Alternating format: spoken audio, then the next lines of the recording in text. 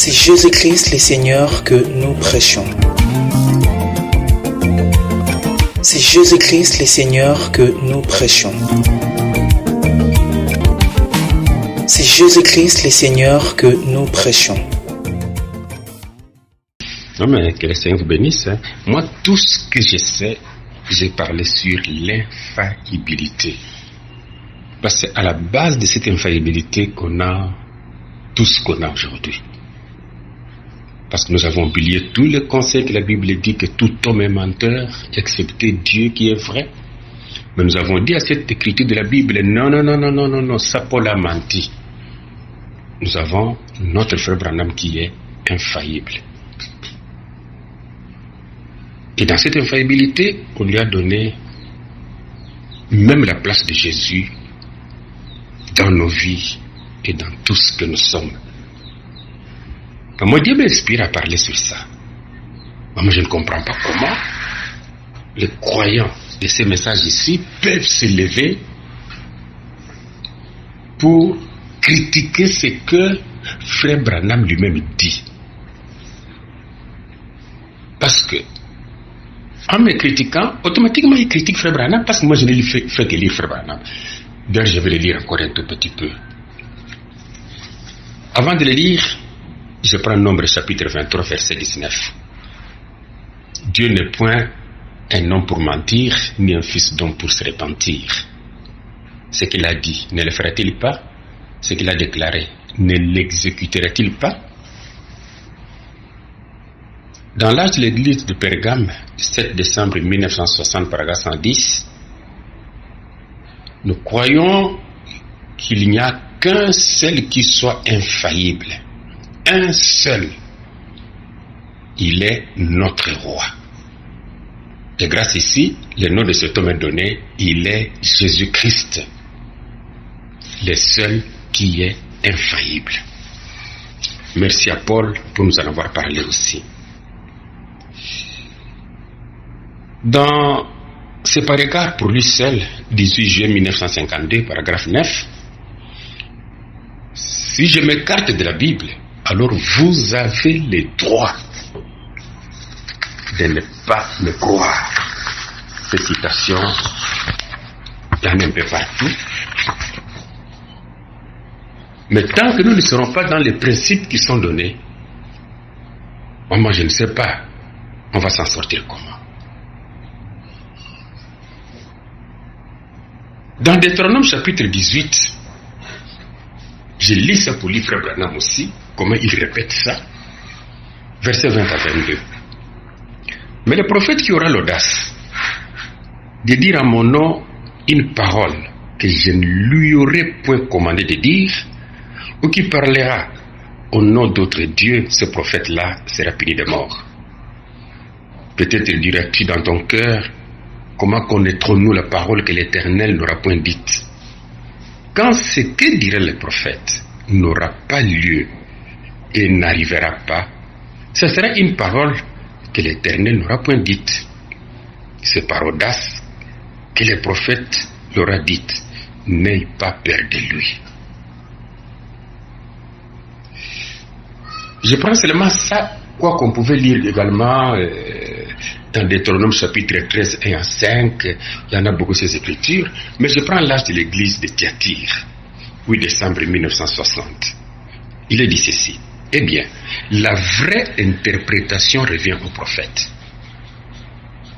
Donc, s'il y a une vraie interprétation, disons de la parole, ça revient au prophète. Un prophète a l'interprétation divine de la parole de Dieu. Comment peut-on dire de quelqu'un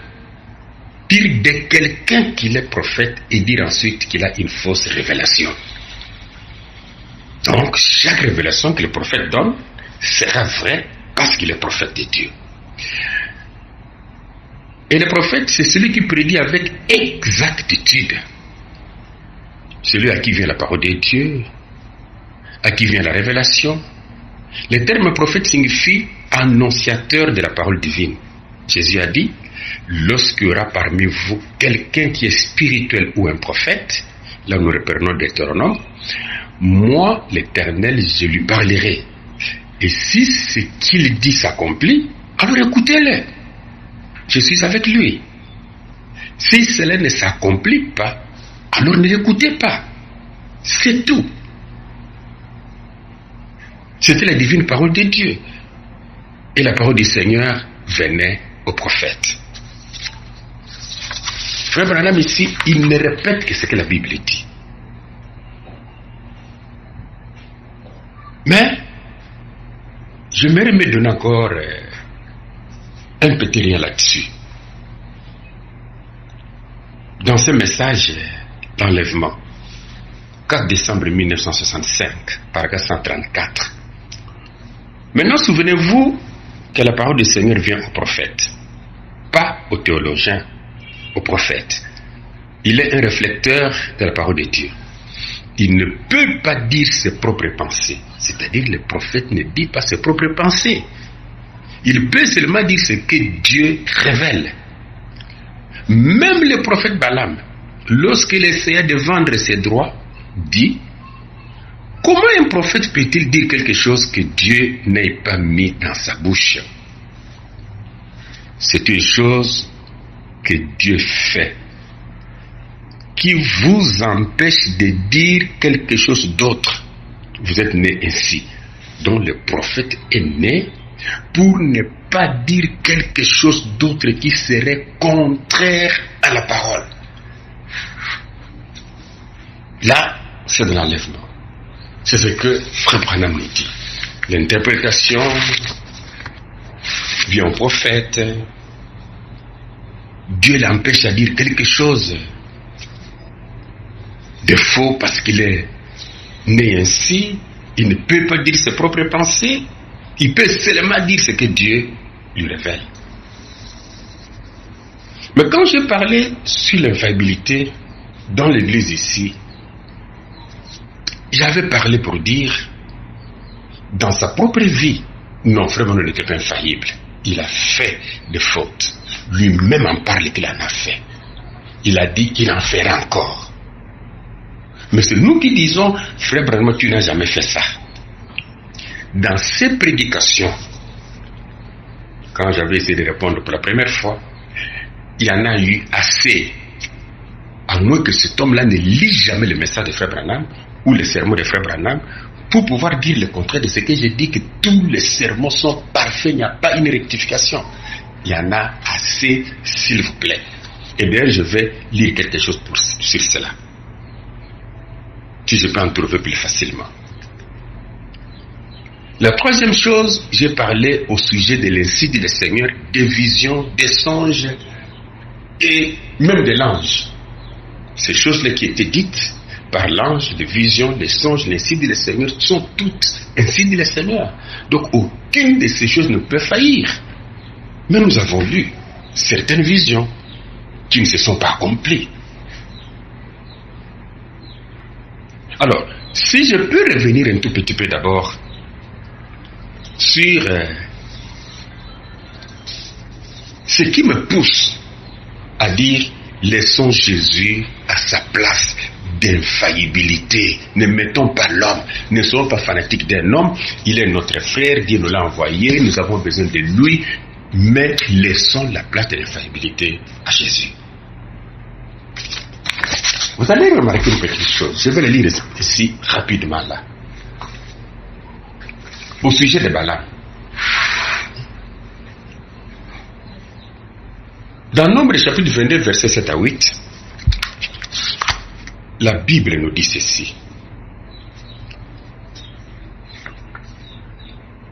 Les anciens de Moab et les anciens de Madian partirent ayant avec eux des présents pour les devins. Donc Balaam était appelé un devin. Ils arrivèrent auprès de Balaam. Ils lui rapportèrent les paroles de Balak. Balaam leur dit, passez ici la nuit, je vous donnerai une réponse, d'après ce que l'Éternel me dira. Et les chefs de Madian restèrent chez Balaam. C'est la Bible qui dit qu'ils avaient amené les présents chez les devins, parce que les devins prophétisent, les devins parlent aussi. Ils sont aussi annonciateurs de certaines choses, les devins. ils le font, la Bible le sait, même dans la nature aujourd'hui, nous savons cela. La même Bible parlant de Balaam, dans Josué chapitre 13, verset 22, la Bible dit: parmi ceux qui tuèrent les enfants d'Israël, quand ils sont entrés à Canaan, disons, ils avaient aussi fait périr avec l'épée les devins Balaam, fils de Béor. C'est le même Balaam, fils de Béor. Dans le livre d'Apocalypse, quand Jean a écrit, au chapitre 2, verset 14, il est dit: mais j'ai quelque chose contre toi, c'est que tu as là les gens attachés à la doctrine de Balaam qui enseignait à Balak de mettre une pierre d'achoppement devant les fils d'Israël. Il s'agit de l'enseignement de Balaam que Dieu n'a pas aimé. C'était quel enseignement qu'ils mangeassent des viandes sacrifiées aux idoles et qu'ils se livrassent à l'impudicité. C'est-à-dire, cet homme de Balaam, il n'était pas bon pour Dieu. Mais si je prends, arrive-t-il à Dieu de changer sa pensée au sujet de sa parole?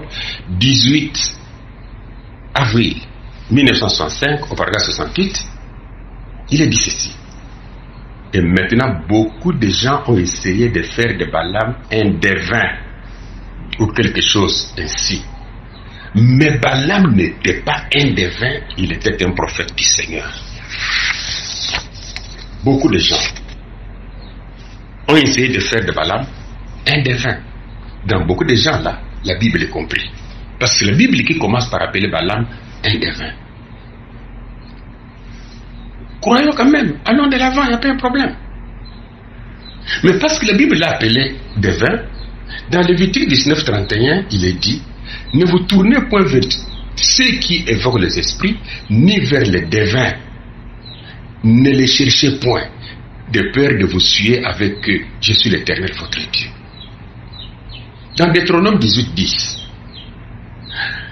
qu'on ne trouve chez toi personne qui fasse passer son fils ou sa fille par le feu, personne qui exerce le métier de devin, astrologue, augure, de magicien. Personne qui exerce le métier de devin. Donc Balaam était un devin. 14. Car ces nations que tu chercheras écoutent les astrologues et les devins. Mais à toi l'Éternel, ton Dieu, ne te le permet pas. Mais ici nous lisons quelque chose que beaucoup de gens disent, que Balaam était un devin. Les heures du temps de la fin, 25 juillet 1965, paragraphe 68. Balaam, oint du même esprit qui était sur Moïse. Balaam, oint du même esprit qui était sur Moïse. Nous sommes en 1965.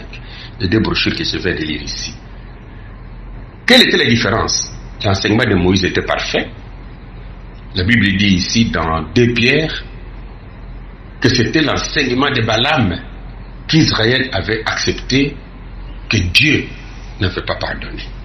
Donc Balaam était loin du même esprit qui était sur Moïse, mais sauf ce même esprit qui était Moïse, qui était sur Balaam, l'amenait à enseigner l'erreur. Alors que le même esprit qui était sur Moïse n'enseignait pas les erreurs.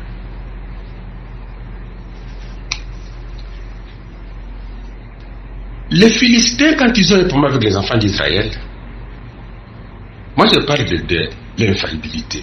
Je veux qu'on me comprenne. En dehors de l'infaillibilité, je n'ai pas notre souci sur mon cœur. 1 Samuel chapitre 6, verset 2-3. Et les Philistins appelèrent les prêtres et les devins. Et ils dirent: que ferons-nous de l'arche de l'Éternel? Faites-nous connaître de quelle manière nous devons la renvoyer en son lieu. Ils répondirent: si vous renvoyez l'arche de Dieu d'Israël, ne la renvoyez point à vide, mais faites à Dieu un sacrifice de culpabilité, alors vous guérirez, et vous saurez pourquoi sa main ne s'est pas retirée de dessus de vous. Donc, ces devins-là étaient capables à faire également certaines prophéties ou à donner une très belle interprétation, disons, aux Philistins, comment est-ce que l'arche de l'Éternel pouvait rentrer. Et ils n'avaient pas de prophète, mais ils avaient interpellé leurs devins parce qu'ils savaient que les devins parlent. Dans Jérémie chapitre 27, verset 9, je veux tout de suite lire Frère Branham. Et vous, n'écoutez pas vos prophètes, vos devins, vos songeurs, vos astrologues, vos magiciens qui vous disent vous ne serez point asservis au roi de Babylone. Dieu a appelé Balaam devin. Et la Bible dit qu'on ne les écoute même pas. Et la même Bible qui a appelé Balaam devin suppose nous dire qu'il était un vrai prophète. Donc il était un des 20 vrais prophètes de Dieu. C'est pourquoi j'ai dit, l'homme reste l'homme avec ses erreurs. Laissons l'infaillibilité à Jésus et ça marchera bien. Retournons aussi à cette rime timime qui est la Bible. On aura moins de problèmes. Il y a ici un homme qui peut allumer la lumière. 29 décembre 1963, paragraphe 92. Et nous découvrons dans Nombre 24 et 17 que Balaam était lui-même une sorte de mage. Il était véritablement un prophète. Mage, véritablement un prophète. Il prophétisa qu'un astre s'élèverait de Jacob.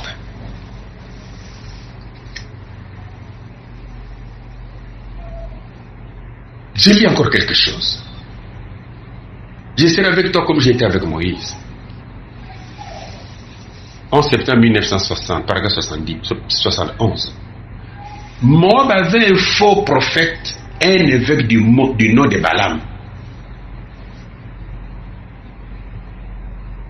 Moab avait un faux prophète. Donc, ce Balaam n'est plus un vrai prophète de Dieu. Maintenant, Frère Branham dit qu'il était un faux prophète, un évêque du nom de Balaam.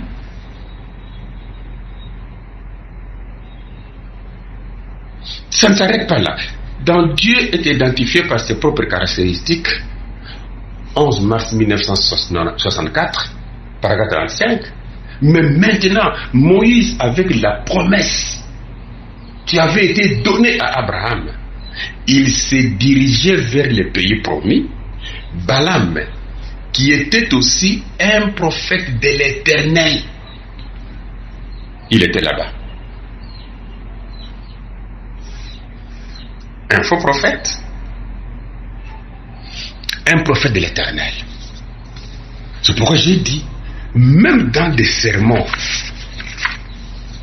nous allons trouver que on ne pourra rien arranger. C'est-à-dire, celui qui est infaillible ne dira pas une chose pour la corriger, il ne dira pas quelque chose pour la rectifier encore demain. Dans Dieu de cet âge mauvais, 1er août 1965,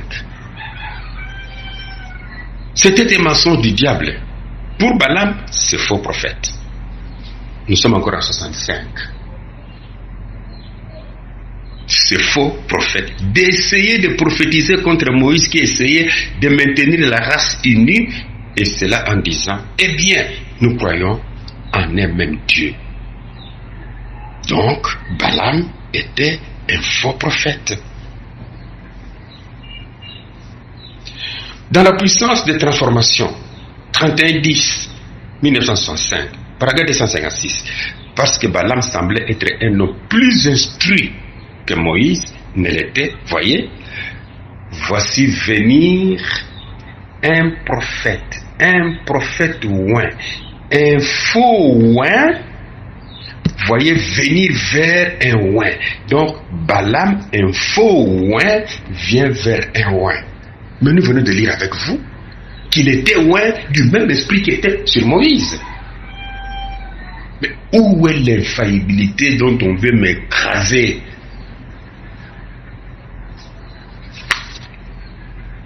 Pas possible.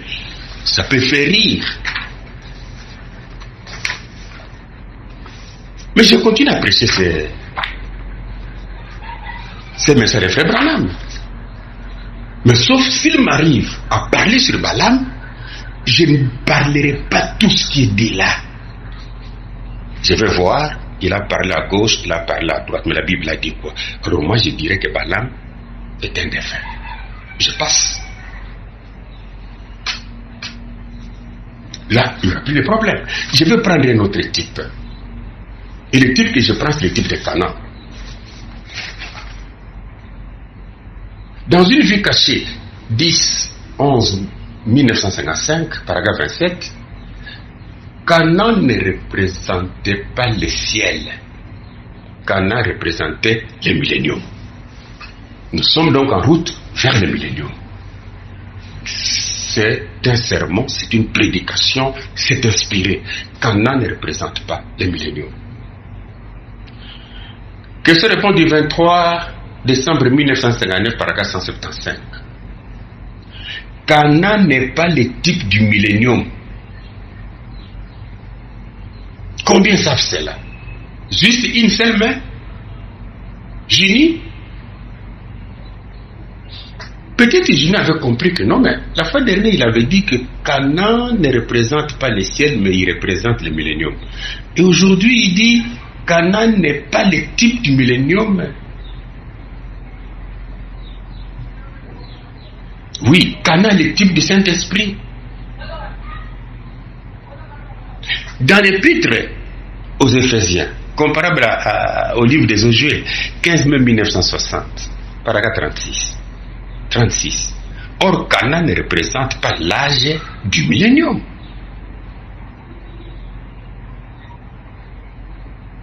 Canaan ne représentait pas le glorieux ciel. Mais si on est un répétiteur, parce que nous voulons seulement être des répétiteurs, alors que Dieu nous a donné un ministère, mais nous voulons être des répétiteurs. On répétera quoi? Exactement. Dieu change-t-il de penser au sujet de sa parole? 18 avril 1965, paragraphe 70. Et Israël de l'Ancien Testament est le type de l'épouse du Nouveau Testament qui sort du monde, qui est en route vers Canaan, le Canaan vers lequel nous allons le millénium. On va répéter exactement quoi? Canaan est le millénium? Canaan n'est pas le millénium?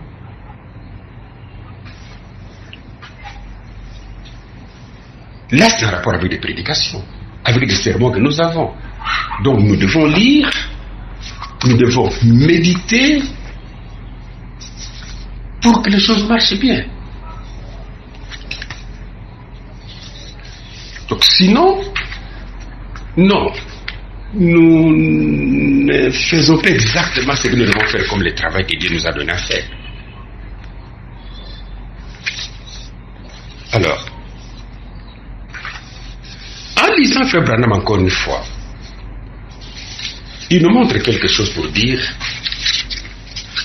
que pendant qu'il disait certaines choses, il y a d'autres choses qui relevaient des penchants du côté humain. Mais c'est nous qui disons non, Frère Branham, il n'y a pas de côté humain en toi. Tout ce que tu disais, c'était Dieu. Il prend soin de vous. 21 juillet 1963. Eh bien, voyez.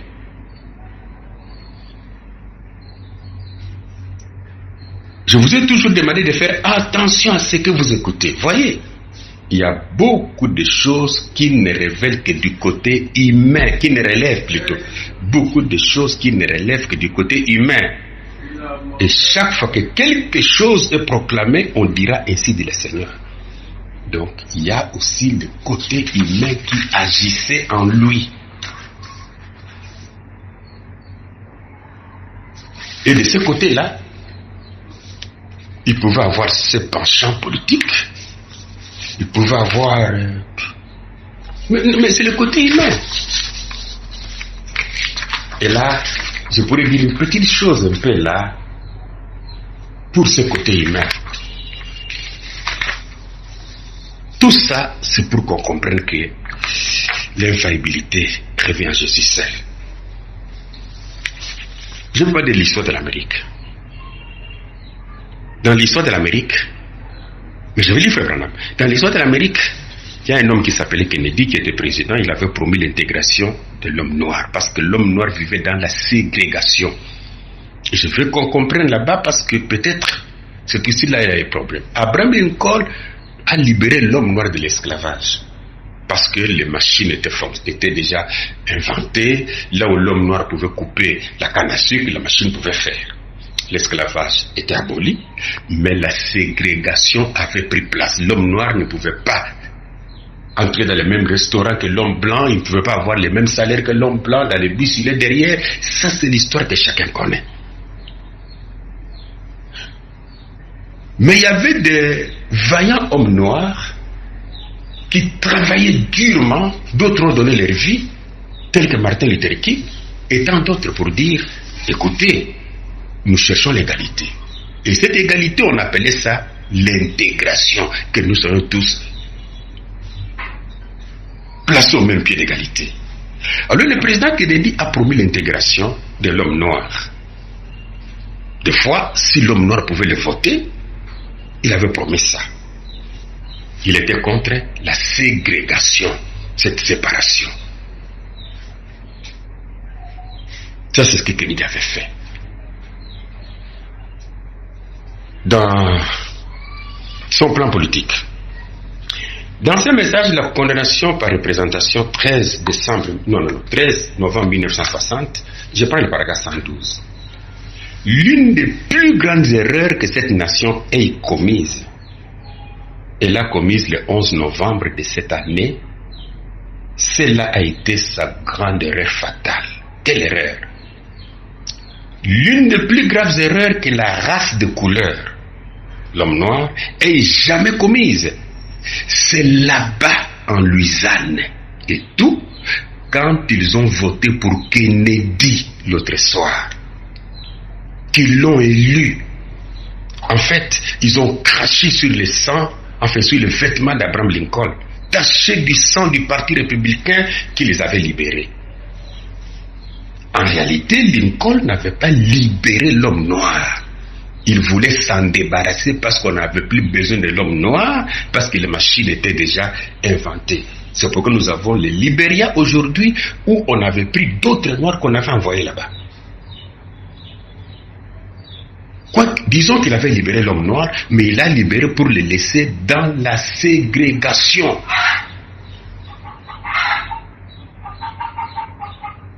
Et maintenant, quand l'homme noir va voter Kennedy, Frère Branham dit, c'est la plus grave erreur.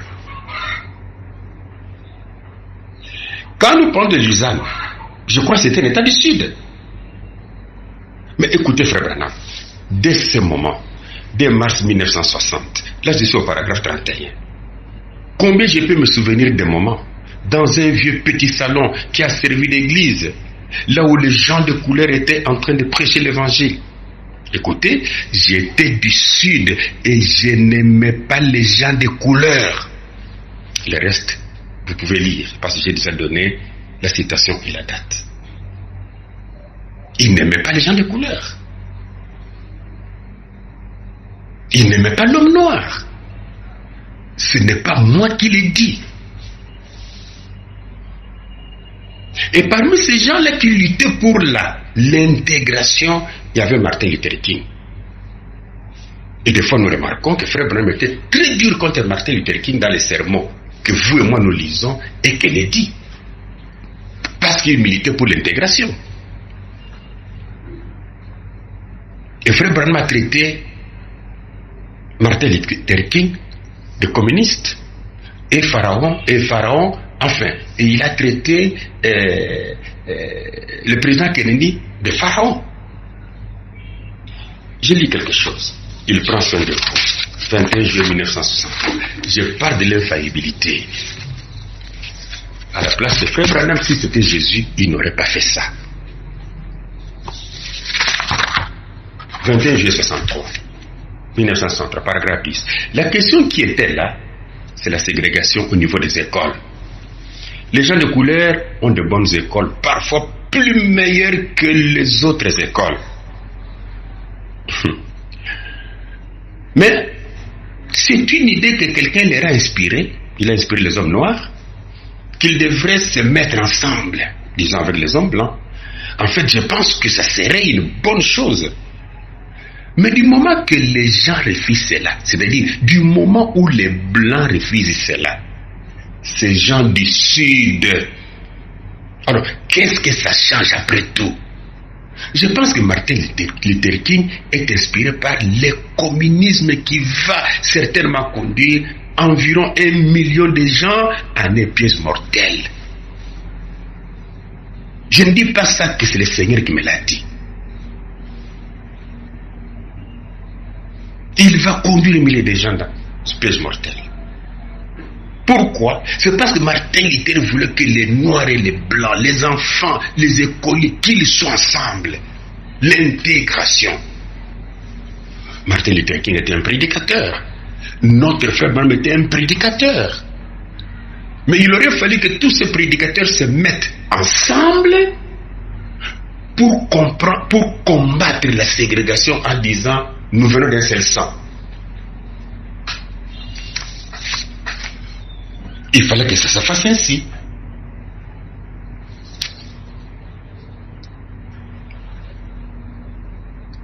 Dans la question-réponse numéro 4, 30 août 1964, je vous l'ai dit à cette chaire, Martin Luther King est la plus grande dette que les gens de couleur aient jamais eue. Cet homme va conduire des milliers d'entre eux au massacre, étant inspiré par le communisme. Laissez-moi démontrer mon point de vue. J'ai lu paragraphe 170-171. Ils ont dit qu'ils luttaient pour l'intégration. Ah, quand même, frère Branham comprenait qu'ils luttaient pour l'intégration. Et lorsque la loi leur accorde l'intégration, et à vous qui ne croyez pas à l'intégration, honte à vous. J'ai applaudi pour frère Branham. Notre nation permet l'intégration. Et nous devrions faire ce que le chef dit de faire. Nous devrions faire ce que le chef dit de faire. Quel chef? Non, monsieur, la loi dit qu'ils sont pareils à nous. Nous sommes donc semblables à eux. Ainsi agissons à conséquence. Je ne prête aucune intention, frère Branham. Mais il dit, la loi dit qu'ils sont pareils à nous. Mais en réalité, en qualité de serviteur de Dieu, il aurait simplement peut-être dit que la Bible dit que nous sommes pareils. Là, on n'aurait pas une spéculation. Mais ici, c'est la loi.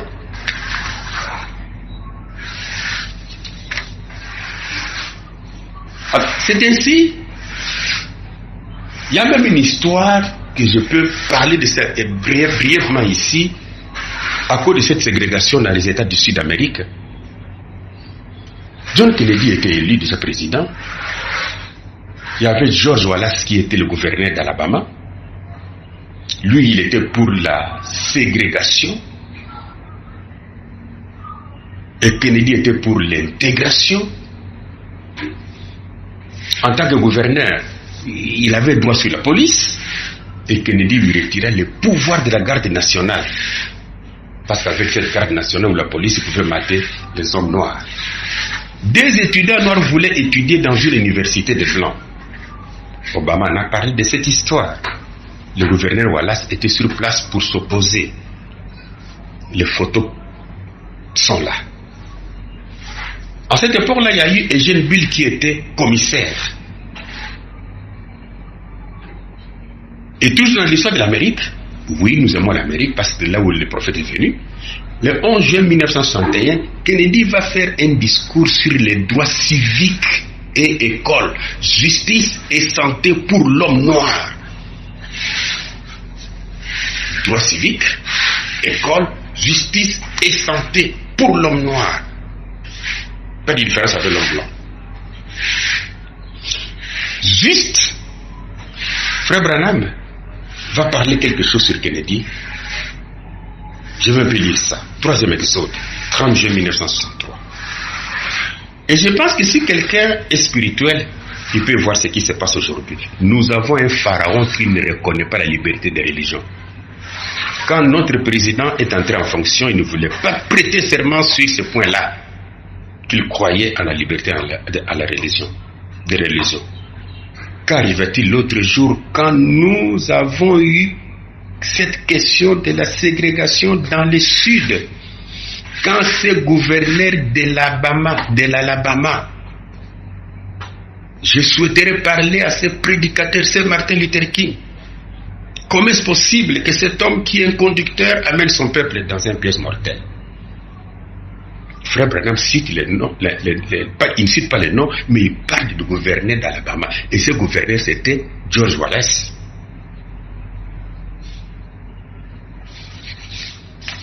Je continue. Paragraphe 66. Mais vous voyez, toute cette histoire doit arriver tout à cause d'un politicien que vous, le peuple, vous avez élu avec vos machines truquées.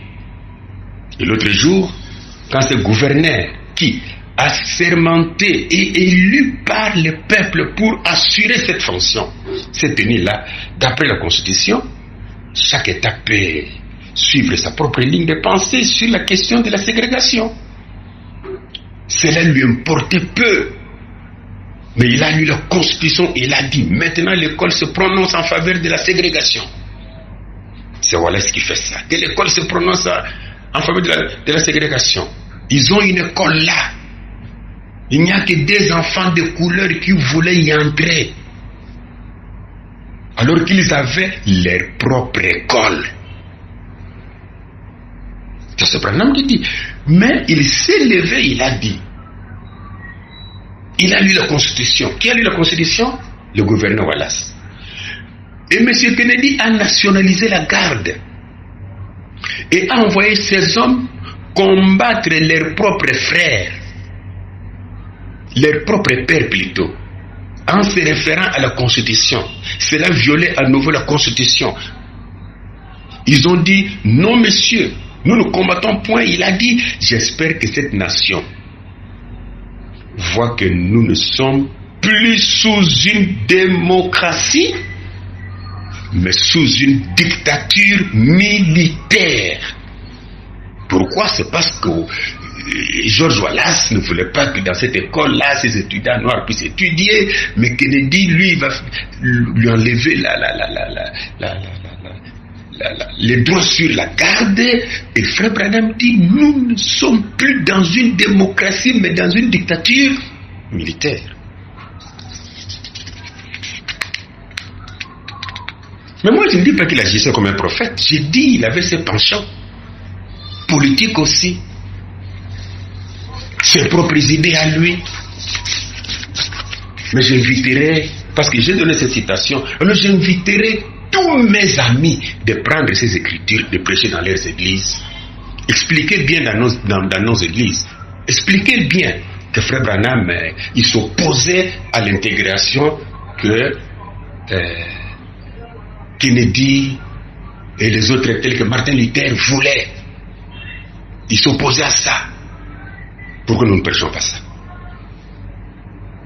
Alors quel message nous croyons pour prêcher une partie et ne pas prêcher une autre?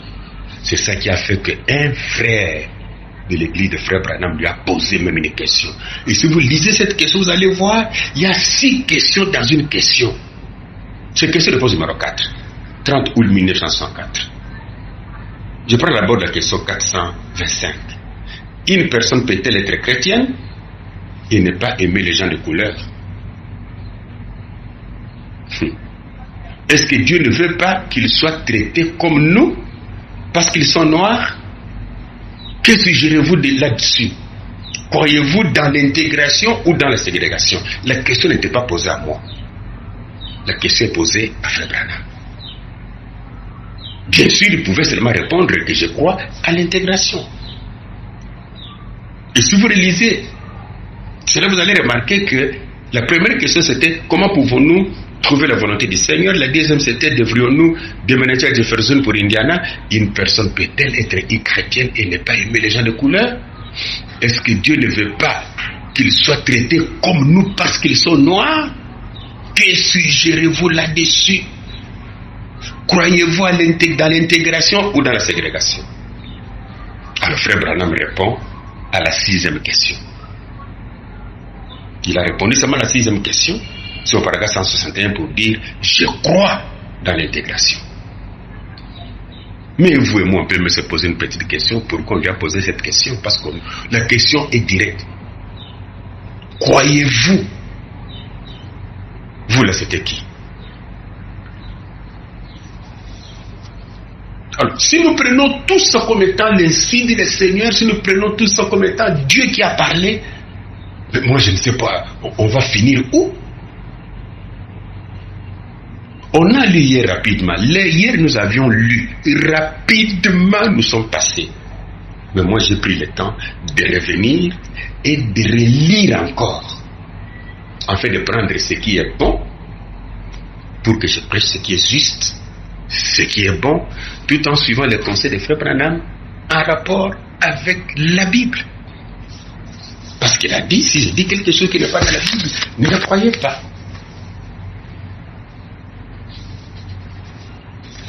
Et même si je peux encore aller, bon, je peux arrêter là. Si je peux encore aller beaucoup plus loin.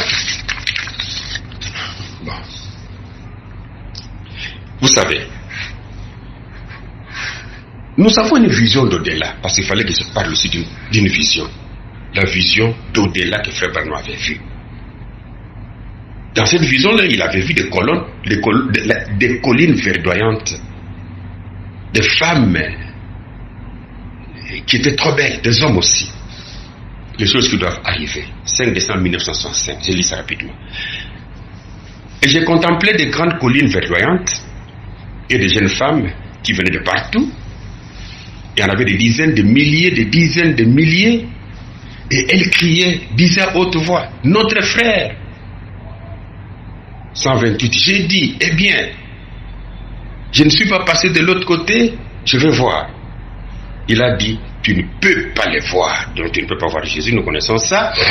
Ceci, ce sont ce que la Bible appelle les âmes qui sont sous l'autel. Ils sont des âmes qui sont sous l'autel. Ok, retenons ça. Dans les rois rejetés, 15 mai 1960, paragraphe 116, j'ai regardé autour de moi et j'ai pensé, mais je ne saisis pas. J'ai dit, oh, mais où est Jésus? J'ai tellement envie de le voir. Ils ont dit, il est juste un peu plus haut, là, dans cette direction. Ils ont dit, un jour il viendra à toi, voyez, tu as été envoyé comme chef, alors Dieu viendra, et quand il viendra, d'abord il te jugera selon ce que tu leur as enseigné. S'ils entrent ou pas en dépendra. Nous entrerons selon ce que tu auras enseigné. J'ai dit, oh, que je suis content. Est-ce que Paul, est-ce qu'il devra être jugé comme ça? Est-ce Pierre devrait être jugé comme ça? Ils ont dit oui. Je continue. Mais en laissant une petite question dessus. Il s'agit de quel jugement? Parce que ces hommes-là qui sont sous l'autel, ce sont les gens qui sont sauvés. Ils ont reçu le Saint-Esprit, ils sont sauvés, ils sont là. Je vais lire une citation pour te répéter pour par cela. Ils vont ressusciter un jour. Pour eux, il s'agit de quel jugement? Cela n'est pas prévu. 5e saut.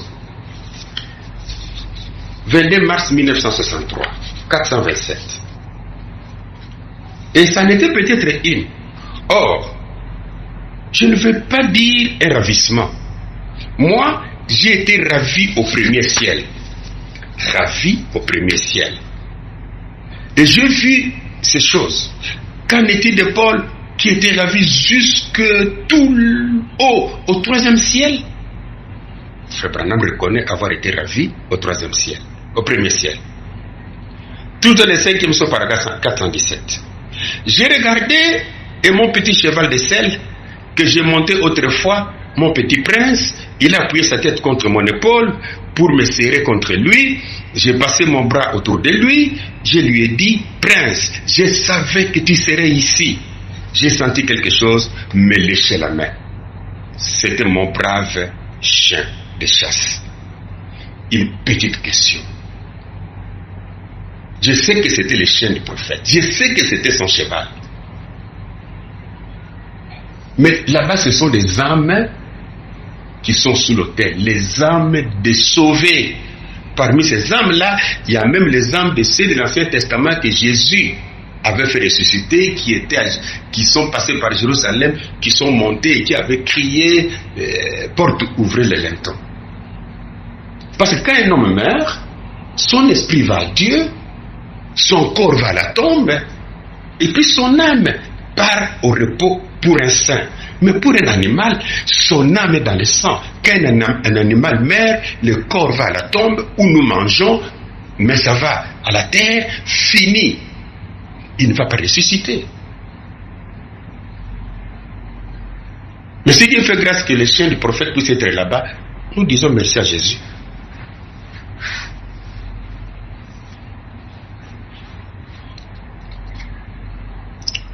Dès ce moment-là, 16 juillet 1904, et j'avais un vieux chien, un policier l'avait empoisonné.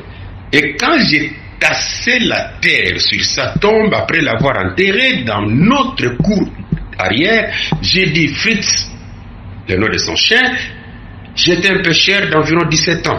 Et j'ai dit, s'il y a un lieu appelé ciel, tu y seras.